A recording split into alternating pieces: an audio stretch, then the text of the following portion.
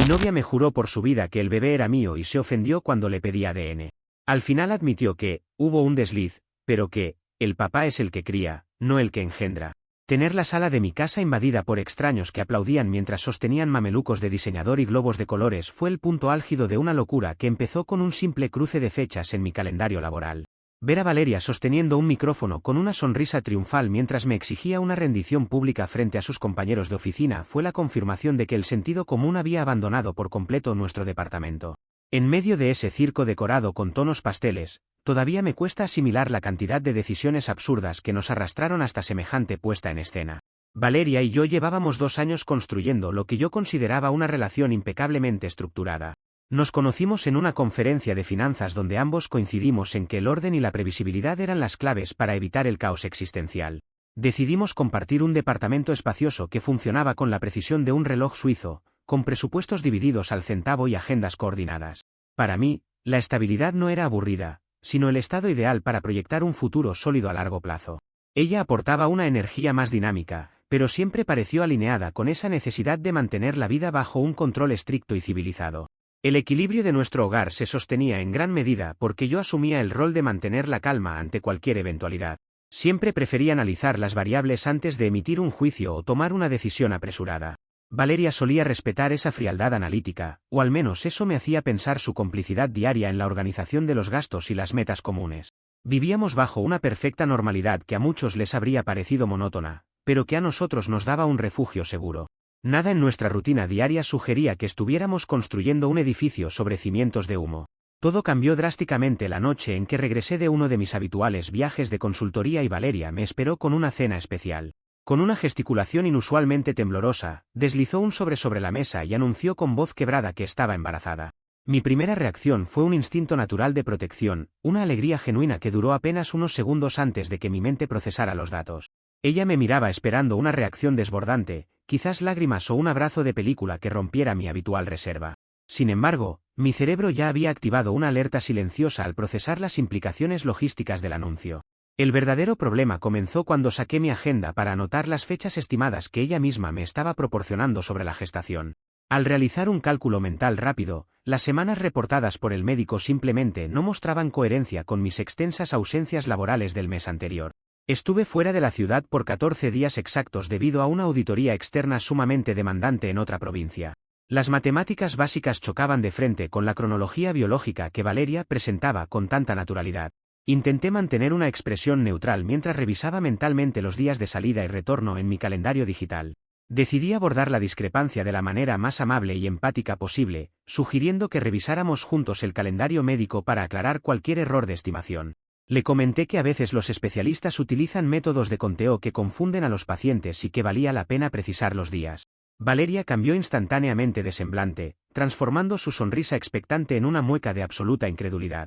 Parecía indignada de que mi primera acción no fuera celebrar ciegamente, sino verificar la exactitud de los datos que acababa de poner sobre la mesa.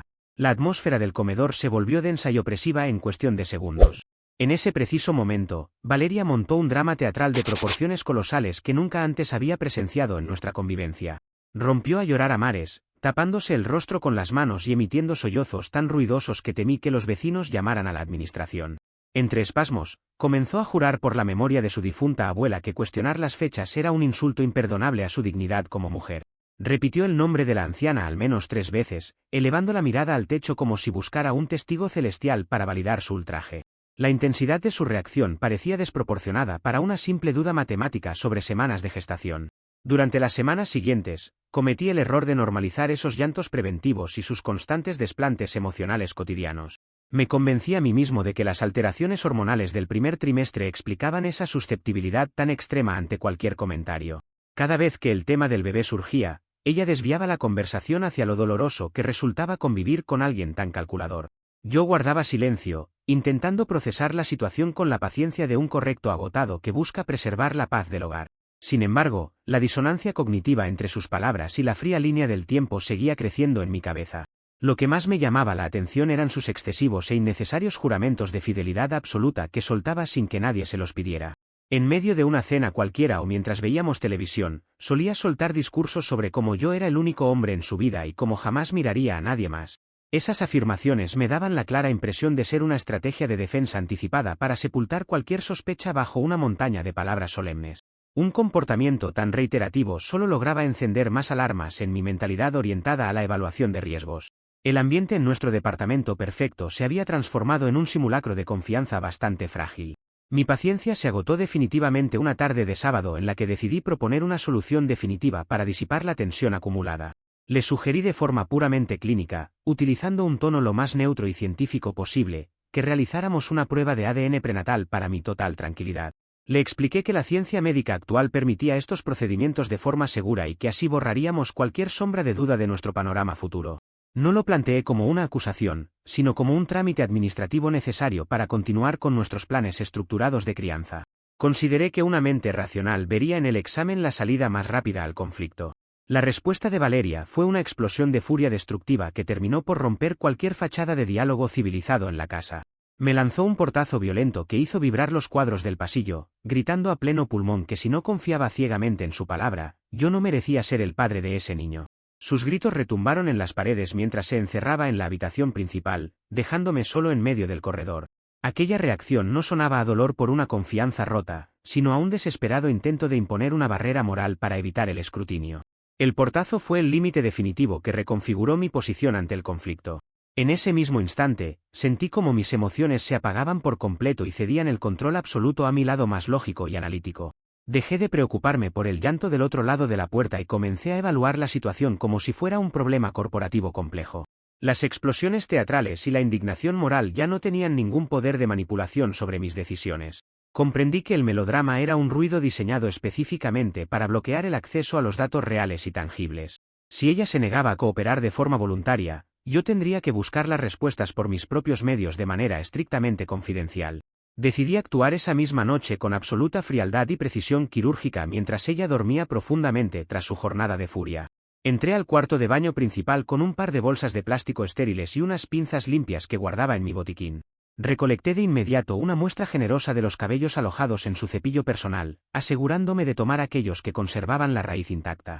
Luego, tomé con cuidado su cepillo de dientes usado para garantizar la obtención de material genético suficiente para el análisis.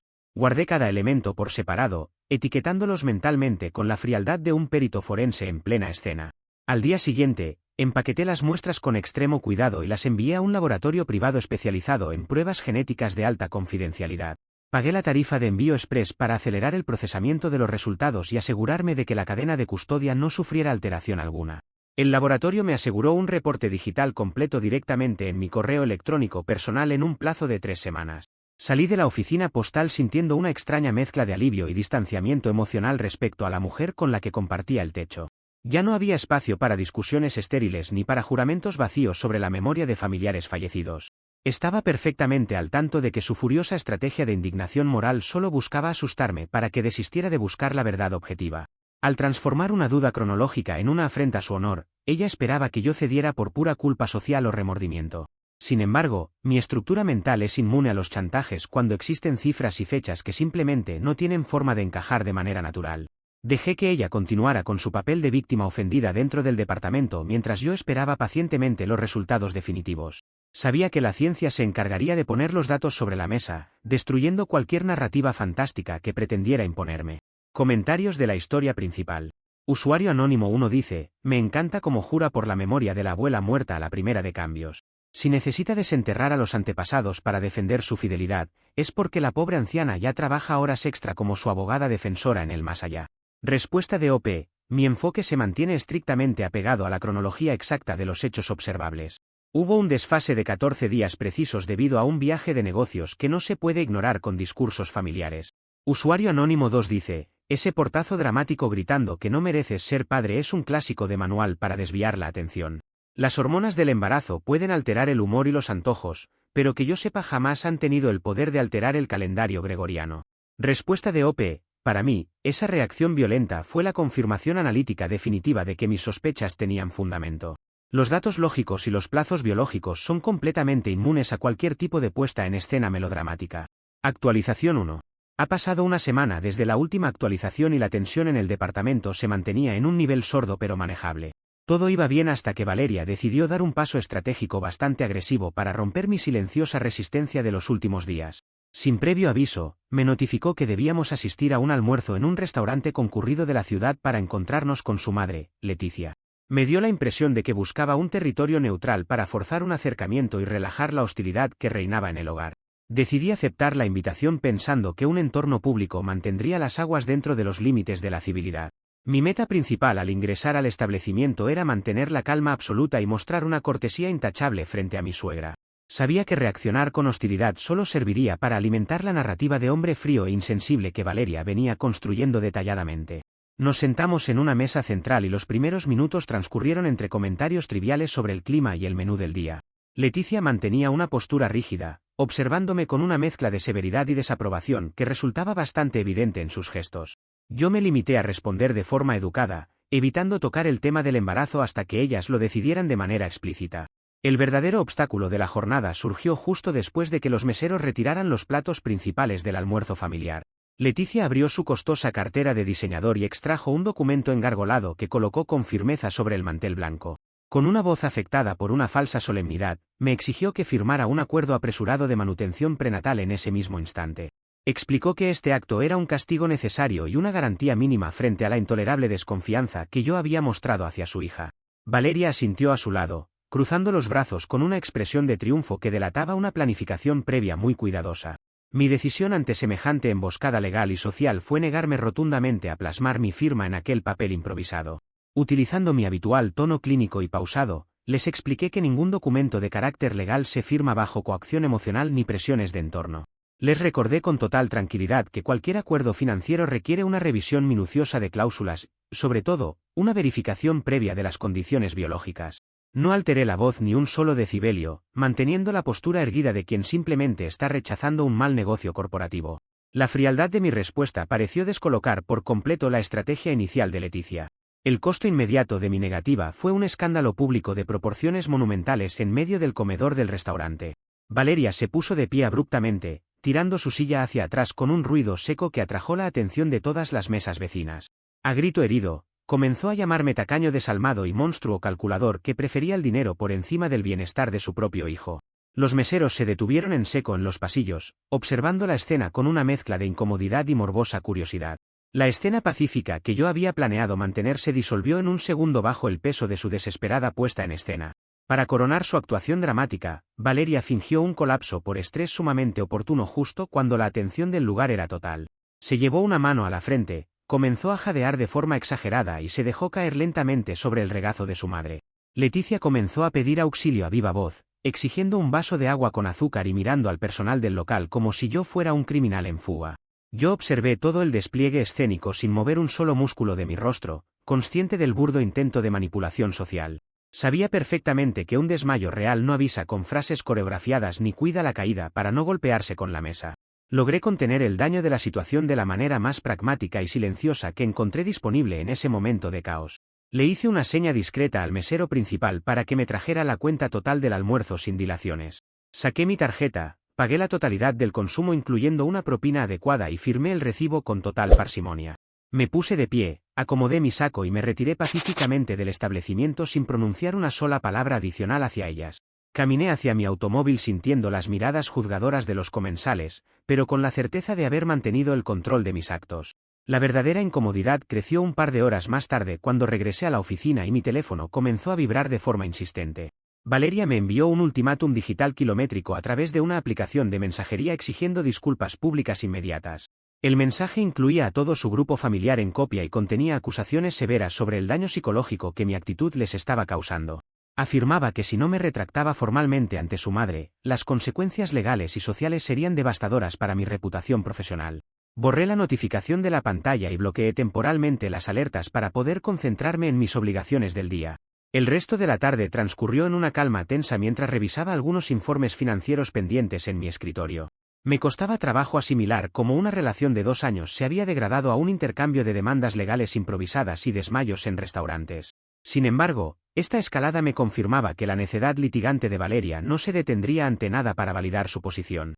El involucramiento de Leticia solo añadía un componente de presión externa que buscaba quebrantar mi resistencia económica antes de la llegada de las pruebas. Cada paso que daban parecía diseñado para obligarme a ceder por puro agotamiento mental.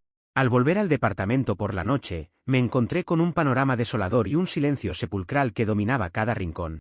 Valeria se había encerrado en la habitación de huéspedes, dejando la puerta cerrada con llave y la luz del pasillo apagada. No intenté tocar ni forzar la comunicación, pues entendí que el espacio físico dividido era la mejor opción para evitar nuevos altercados. Me preparé una cena ligera en la cocina, lavé los utensilios utilizados y me dispuse a descansar en el sofá de la sala. La estructura de nuestra convivencia se había roto definitivamente, transformando el hogar en un tablero de ajedrez bastante hostil. Evalué detalladamente el ultimátum digital mientras revisaba las opciones legales que me amparaban ante una posible demanda de manutención prenatal sin bases sólidas. En mi país, este tipo de procesos exigen indicios mínimos y una fundamentación que ellas claramente no poseían más allá de su narrativa dramática. Mi decisión de no ceder a la coacción se fortalecía a medida que repasaba los textos que me habían enviado durante la tarde. La prisa desmedida de Leticia por amarrar un acuerdo legal antes de cualquier examen médico resultaba un indicador financiero sumamente sospechoso. Decidí que mi respuesta al ultimátum sería el silencio absoluto hasta que el laboratorio emitiera su dictamen final. Me daba la impresión de que Valeria empezaba a desesperarse al notar que sus herramientas habituales de control ya no surtían efecto en mi comportamiento. El llanto, la indignación y la presión familiar habían sido sus cartas más fuertes, pero todas habían rebotado contra mi muro de frialdad clínica. A pesar de la incomodidad de dormir en el sofá y soportar el clima hostil, mantuve mi promesa interna de no salvarla de sus propias incoherencias. La estrategia de la contraparte consistía en acelerar el conflicto para forzar un error de mi parte, pero yo estaba decidido a jugar a largo plazo. Solo restaba esperar que las semanas transcurrieran para que la verdad científica disipara toda la niebla emocional. Comentarios de la actualización 1. Usuario anónimo 1 dice, esa prisa desmedida por hacerte firmar una manutención prenatal antes de que aparezca cualquier ecografía me huele muy mal. Para mí que el verdadero padre biológico ya bloqueó el número de Valeria y la suegra está desesperada por amarrar a un proveedor solvente. Respuesta de OP. Mi respuesta fue una simple gestión de riesgos financieros y personales básicos. La prisa injustificada de mi suegra por amarrar el aspecto legal solo confirmó que firmar cualquier papel era un error estratégico grave. Usuario anónimo 2 dice, el colapso por estrés en medio del restaurante fue una joya de la actuación dramática. Qué curioso que el desmayo tan oportuno esperó convenientemente a que terminaran los platos principales y trajeran el postre premium antes de ocurrir. Respuesta de OP. Tomé esa escena como una táctica de distracción rudimentaria para desviar la atención de mi negativa a firmar. El teatro callejero jamás podrá sustituir a la certeza biológica que estoy esperando del laboratorio. Actualización 2. Han pasado 15 días desde la última actualización y el conflicto doméstico tomó un rumbo económico directo y bastante agresivo.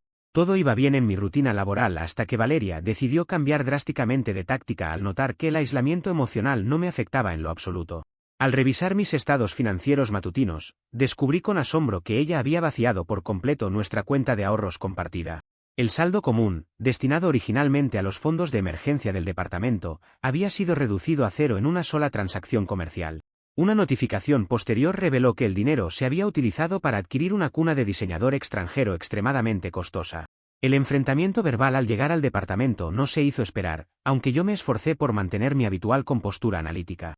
El obstáculo surgió cuando Valeria alegó ferozmente que nuestro futuro bebé merecía un estatus alto desde el primer día de su nacimiento.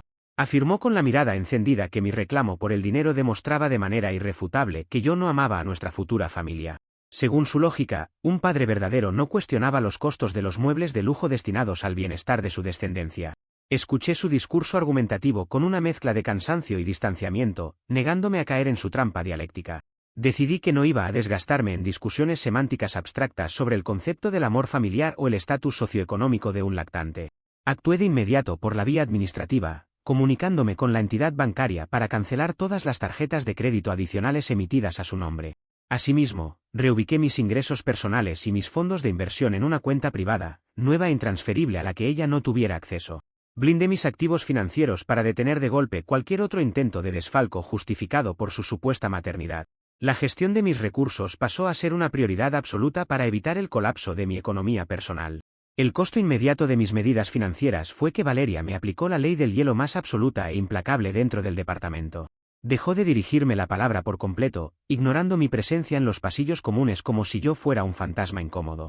La convivencia se volvió un ejercicio de resistencia psicológica donde los portazos fueron sustituidos por silencios cargados de pesadez y resentimiento.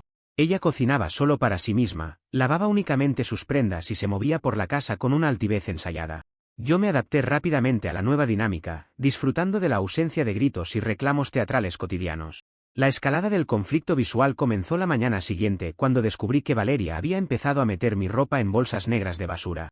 Encontré mis trajes de trabajo, camisas e incluso mis zapatos apilados de forma caótica cerca de la puerta de salida del departamento. Esta acción constituía un burdo intento de intimidación visual diseñado para hacerme sentir que estaba perdiendo el control de mi propio espacio habitacional. Parecía sugerir que mi expulsión del hogar era inminente si no cedía ante sus demandas económicas y morales. Recogí mis prendas con total calma, las colgué nuevamente en el armario y continué con mi rutina matutina sin mostrar molestia alguna. Ver este patrón repetitivo de manipulación financiera y emocional no hizo más que reforzar mi postura fría y mis límites estrictos ante la situación. Cada intento de asustarme o vaciar mis cuentas me daba la razón sobre la necesidad de haber acudido a la ciencia forense. Sabía que ceder un solo milímetro ante las bolsas de basura o los gastos suntuarios habría significado mi ruina personal a mediano plazo. Me mantuve firme en mi trinchera de datos duros, observando cómo la contraparte se hundía sola en su propia necedad litigante. La tensión habitacional era un precio aceptable con tal de no comprometer mi seguridad legal e individual. El clímax de esta etapa de espera ocurrió la mañana de un martes gris mientras revisaba mi bandeja de entrada en la oficina. Entre los correos corporativos habituales, divisé una notificación con un archivo adjunto proveniente del laboratorio privado que había contratado semanas atrás. El asunto del mensaje indicaba de forma clara la disponibilidad del reporte digital final de la clínica forense molecular. Sentí una descarga de adrenalina recorrer mi espalda, no por temor al resultado, sino por la inminencia de la certeza documental. Hice clic en el documento PDF con la misma frialdad con la que analizo un balance general corporativo de fin de año. El documento foliado presentaba una estructura técnica impecable, desglosando los marcadores genéticos analizados a partir de las muestras biológicas que envié en secreto. Al descender hasta la sección de conclusiones, mis ojos se toparon con la cifra definitiva escrita en caracteres negritos destacados. El laboratorio dictaminaba un 0% de probabilidad de paternidad respecto al material genético del feto en desarrollo. La confirmación científica eliminaba de un pulgarazo cualquier sombra de duda razonable que pudiera haber albergado en mi mente estructurada. Me quedé observando la pantalla durante varios minutos, asimilando el peso de los datos duros frente al melodrama de los últimos meses. A pesar de la gravedad del hallazgo, no sentí rabia ni deseos inmediatos de confrontar a Valeria de forma violenta o desordenada. Mi mente comenzó a trazar el siguiente paso estratégico, calculando el escenario ideal para presentar la evidencia documental de forma inapelable. Guardé el archivo digital en 3 dispositivos de almacenamiento distintos y mandé a imprimir varias copias físicas en alta resolución. La certeza científica me otorgaba una ventaja absoluta que requería ser administrada con la máxima paciencia y precisión posibles. Valeria continuaba en el departamento ignorando que su elaborada red de mentiras ya había sido completamente desmantelada por la biología. Al regresar a casa esa tarde, la cuna de diseñador extranjero ya presidía el centro de lo que se suponía sería la habitación del bebé. El mueble lucía ridículamente lujoso, con acabados en madera fina y detalles dorados que gritaban ostentación por todas partes. Valeria la contemplaba con orgullo, ignorando mi ingreso al inmueble y manteniendo su estricta ley del hielo como de costumbre. Me limité a pasar de largo hacia la sala, llevando el sobre con los reportes médicos oculto dentro de mi maletín de trabajo. Cada gasto absurdo que ella realizaba con fondos robados jugaba ahora en su propia contra ante el desenlace inminente. La convivencia bajo el mismo techo se había convertido en un simulacro insostenible para cualquier persona que dependiera de las emociones para subsistir. Por fortuna, mi estructura mental me permitía disociar el ambiente hostil de mis objetivos finales de resolución de conflictos. Observé las bolsas de basura vacías que ella había dejado en el pasillo como un recordatorio de su poder de veto residencial. Me dio la impresión de que Valeria creía que su silencio me estaba quebrando lentamente y que pronto rogaría por su perdón. Dejé que continuara sumergida en esa ilusión óptica mientras yo esperaba el momento exacto para realizar mi jugada definitiva. Pasé el resto de la noche planificando la logística de mi salida definitiva de aquel departamento una vez que el conflicto estallara públicamente. Revisé las cláusulas del contrato de arrendamiento para asegurarme de que mi nombre fuera el único responsable legal del inmueble ante el propietario. Todo estaba en perfecto orden legal, lo que me garantizaba el control total sobre la rescisión del contrato cuando lo considerara oportuno. La contraparte seguía apostando por la intimidación visual y financiera, desconociendo que las reglas del juego habían cambiado por completo en su contra. La verdad impresa en mi maletín aguardaba pacientemente el escenario idóneo para hacer su aparición formal. Comentarios de la actualización 2. Usuario anónimo 1 dice, ver que sacó tu ropa en bolsas de basura ya es una declaración de guerra abierta y un intento de desalojo psicológico. Sinceramente, yo que tú no me andaría con rodeos y cambiaría las cerraduras del departamento de inmediato para proteger tus pertenencias. Respuesta de OP. Mi respuesta fue mantener la calma y apegarme estrictamente al control legal de la propiedad. Dado que el contrato de arrendamiento está única y exclusivamente a mi nombre, yo poseía la ventaja jurídica total del inmueble.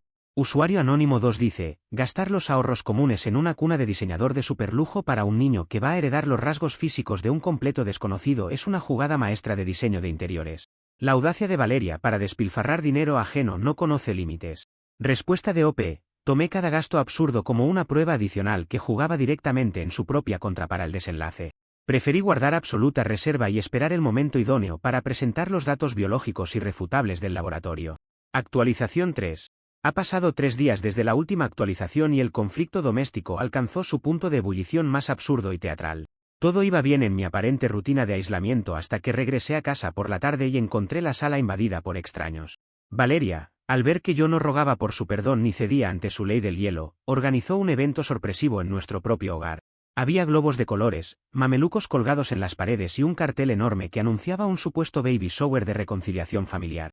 Para mi sorpresa, todos los invitados eran los compañeros de trabajo de su oficina, personas que yo apenas conocía de vista. Me dio la impresión inmediata de que su meta era acorralarme públicamente frente a sus colegas para forzar mi sumisión definitiva ante la mirada ajena.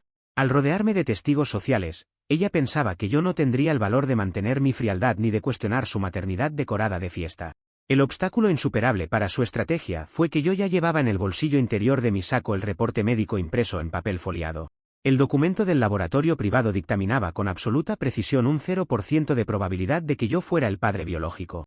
Observé la decoración festiva y los regalos apilados sintiendo una total desconexión emocional con el circo que habían montado. En lugar de armar un pleito a gritos o retirarme indignado del lugar, decidí sentarme en silencio en una de las sillas laterales de la sala. Saludé a los invitados con una cortesía distante, ganándome algunas miradas de confusión por parte de los compañeros de oficina de Valeria. Dejé que la celebración continuara su curso natural, observando cómo ella se desenvolvía socialmente con una soltura que rayaba en el cinismo absoluto. Repartió bocadillos, agradeció los obsequios y actuó como si viviéramos en el clímax de una historia de amor perfecta y recuperada.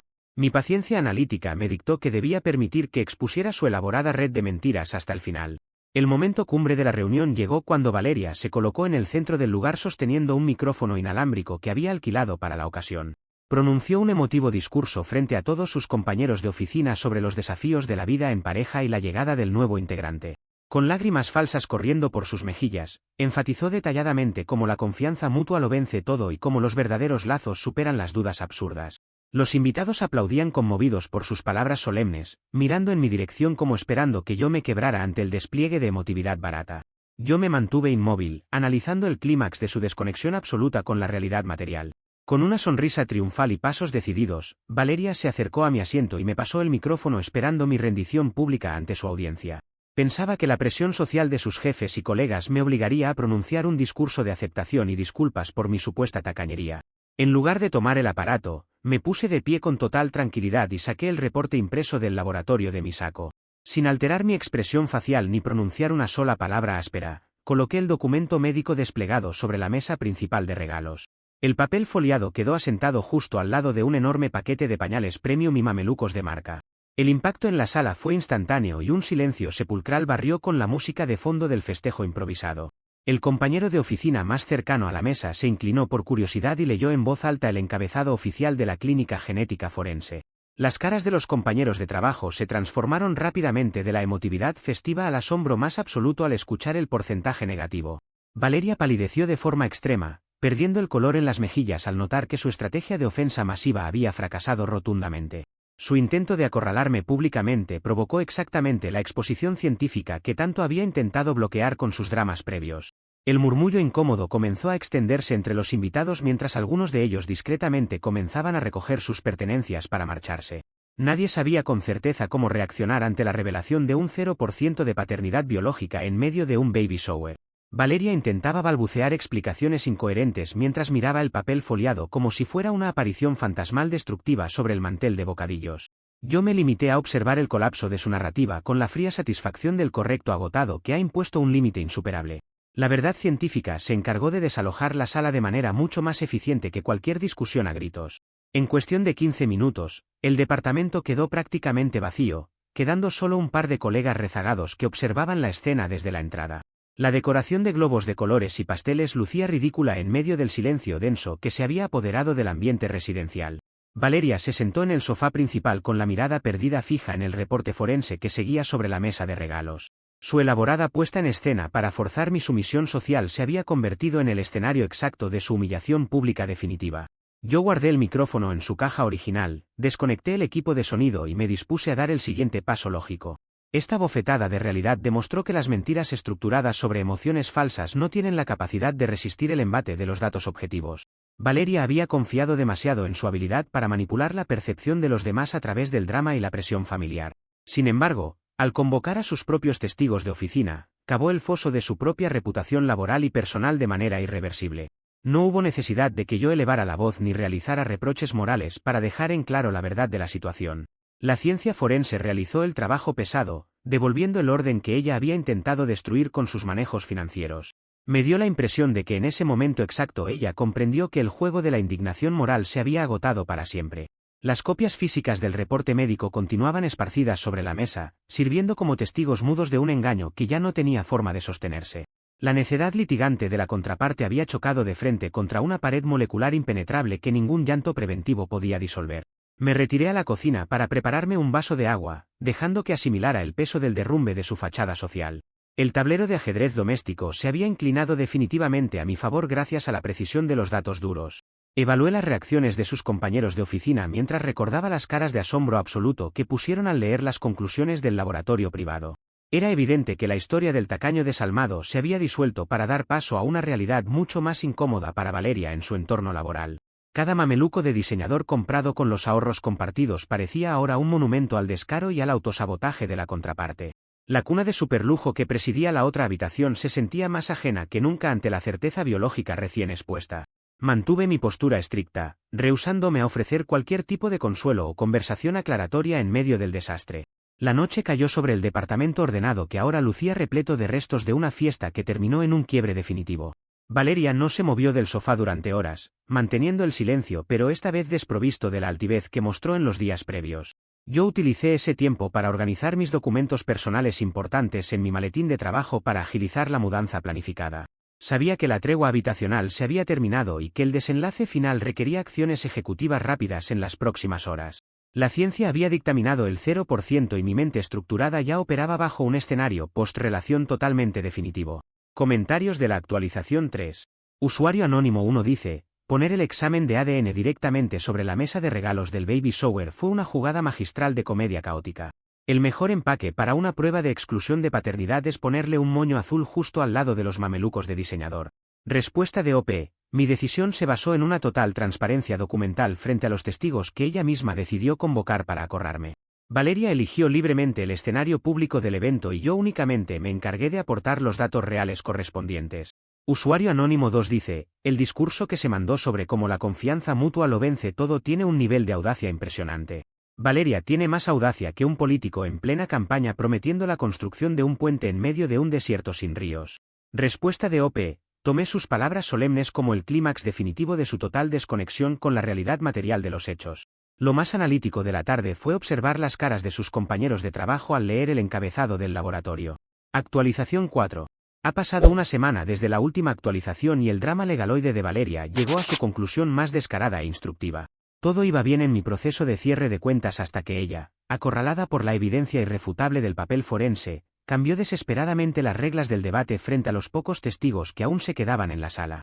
Con una necedad litigante verdaderamente impresionante, admitió entre lágrimas que efectivamente había tenido un pequeño desliz durante una fiesta de la oficina meses atrás. Sin embargo, lejos de mostrar remordimiento, comenzó a estructurar una defensa conceptual sumamente absurda para justificar su engaño financiero y personal.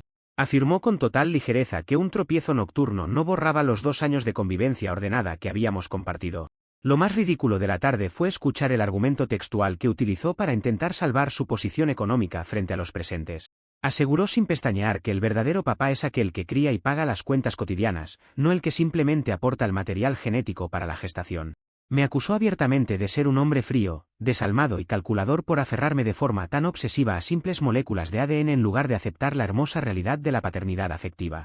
Escuché su redefinición conceptual de la biología con mi habitual distanciamiento clínico, confirmando que su capacidad de autosabotaje no conocía límites lógicos. Sus propios compañeros de oficina la miraban con una mezcla de incomodidad y vergüenza ajena ante semejante pirueta argumentativa.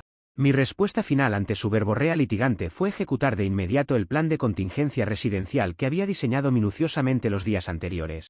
Esa misma tarde, empaqué mis pertenencias personales restantes en las maletas que ya tenía listas en el pasillo de la casa.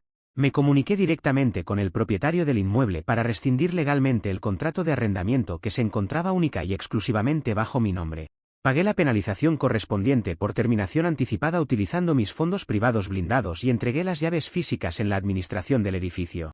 Dejé el departamento completamente desocupado de mi presencia en un lapso de 3 horas exactas sin entrar en discusiones estériles. En un acto de desapego material absoluto, decidí dejarle la costosa cuna de diseñador extranjero armada en medio de la habitación vacía para que resolviera su situación logística por sus propios medios. No me interesó recuperar el dinero robado de la cuenta común, entendiendo que ese monto era un costo menor a cambio de mi libertad definitiva frente al caos. Que se quedara con su mueble de lujo y sus argumentos conceptuales sobre la paternidad afectiva era el mejor cierre administrativo posible. Salí del edificio sin mirar atrás, subiendo a mi automóvil con la tranquilidad de quien ha cerrado con éxito una auditoría financiera sumamente compleja. La contraparte se quedaba sola en un departamento cuyo alquiler ya no tenía forma de costear con sus ingresos individuales. El karma causal derivado de sus propias decisiones y obsesiones no tardó en manifestarse de forma devastadora e implacable sobre su realidad inmediata. Al quedarse sin mi respaldo económico mensual y sin la vivienda que yo financiaba por completo, Valeria no tuvo más remedio que desalojar el lugar de inmediato. Se vio obligada a mudarse de regreso a la casa de su madre, Leticia, cargando con la lujosa cuna de diseñador como único patrimonio de su aventura. Sin embargo, el refugio materno resultó ser un entorno sumamente hostil una vez que la verdad biológica salió a la luz pública. Leticia, al enterarse del reporte forense real y de la humillación ante los compañeros de oficina, reaccionó con una furia monumental. La suegra que antes me exigía firmas bajo coacción cambió radicalmente de postura y le retiró todo el apoyo logístico e inmobiliario a su hija dentro de la casa familiar. Leticia no estaba dispuesta a financiar el error biológico de un tercero ni a soportar el chisme social que Valeria había provocado con su fallido baby shower de reconciliación. La obligó de forma perentoria a buscar al verdadero padre del niño para que asumiera las responsabilidades financieras que correspondían por ley. Valeria tuvo que iniciar una búsqueda desesperada dentro de su propio entorno laboral para localizar al compañero de oficina con el que había tenido el mentado desliz festivo. La red de mentiras terminaba por enterrarla en su propio terreno de juego. La sorpresa final del efecto dominó ocurrió cuando Valeria intentó confrontar al verdadero progenitor biológico en las instalaciones de la empresa donde ambos laboraban. El individuo en cuestión, al enterarse de que el examen de ADN me había excluido y que el escándalo era total, entró en pánico absoluto. De manera repentina e inesperada, presentó su renuncia irrevocable a su empleo esa misma mañana para evitar cualquier demanda legal de manutención prenatal en el país. Liquidó sus bienes menores y huyó del territorio nacional con rumbo desconocido antes de que pudieran notificarle algún proceso judicial. Valeria se quedó completamente sola, sin proveedor solvente, sin departamento y con una reputación corporativa totalmente destruida. Hoy, 6 meses después de aquella tarde de revelaciones científicas, mi vida ha retornado a su cauce de aburrida y perfecta normalidad estructurada. Vivo en un departamento nuevo, impecablemente ordenado y libre de cualquier tipo de drama emocional o manipulación familiar ajena. Mis proyectos financieros marchan sobre ruedas y mis ahorros se recuperan con la velocidad que dictan mis proyecciones en las hojas de cálculo. No he vuelto a tener contacto directo con ninguna de las 2 mujeres que intentaron emboscarme con contratos improvisados y desmayos teatrales. La tranquilidad de mi rutina diaria es el mejor indicador de que los límites estrictos que impuse fueron la decisión corporativa correcta. Por su parte, Valeria continúa litigando de forma insistente en sus perfiles de redes sociales sobre la deconstrucción conceptual de la paternidad biológica tradicional. Publica extensos textos argumentativos intentando convencer a su reducido público de que los genes no definen la responsabilidad de un hombre maduro. Compensa su falta de argumentos reales con terminología abstracta que a nadie parece importarle en medio de su evidente declive personal. Me han comentado algunos conocidos comunes que se ve obligada a trabajar dobles turnos extenuantes en la oficina para poder solventar los costos de sus mudanzas recurrentes. La lujosa cuna de diseñador extranjero adorna ahora una pequeña habitación compartida en casa de su madre, sirviendo como un costoso recordatorio de su propio autosabotaje. Es evidente que la necedad litigante de la contraparte la llevó a diseñar una estrategia que terminó por destruir su propia estabilidad de forma absoluta. Al intentar utilizar la presión social y el melodrama para forzar mi sumisión, solo logró acelerar la búsqueda científica que destapó su engaño molecular. La coincidencia de que el verdadero padre prefiriera huir del país antes que asumir la crianza afectiva cerró el círculo de su aislamiento financiero. Yo continúo enfocado en mis análisis de riesgo y mis inversiones a largo plazo, disfrutando del silencio de un hogar que funciona con total precisión cronológica. El edificio de mentiras se derrumbó bajo el peso de sus propios cimientos de humo, dejando la verdad biológica como el único dato firme del panorama. Observar el resultado final de este proceso me genera una profunda sensación de satisfacción y paz mental de cara al futuro de mis proyectos personales. No hubo necesidad de venganzas activas ni de escándalos de mi parte, bastó con dejar que la inercia de sus malas decisiones completara el trabajo sucio. La estructura lógica de la realidad siempre termina por imponerse sobre las puestas en escena melodramáticas y las presiones familiares injustificadas. Valeria permanece atrapada en su propio laberinto de argumentos conceptuales mientras la vida real le exige pagar los costos materiales de su audacia desmedida. Mi maletín de trabajo permanece cerrado en mi nueva sala limpia, resguardando la tranquilidad que nunca debí permitir que se pusiera en duda. La imagen mental de la cuna de diseñador abandonada en medio de un departamento vacío sigue siendo el remate cómico ideal para esta historia de ambición desmedida. Un mueble de estatus alto destinado a albergar una narrativa falsa que se disolvió ante la primera confrontación con los datos duros de la ciencia. El correcto agotado finalmente recuperó el control total de su agenda, sus finanzas y su espacio habitacional sin dejar cabos sueltos en el camino. Al final de cuentas, la cronología exacta de los hechos demostró ser un escudo impenetrable contra los chantajes morales más elaborados de la contraparte. El caso está completamente cerrado y archivado bajo las estrictas leyes del sentido común y la causalidad más pura.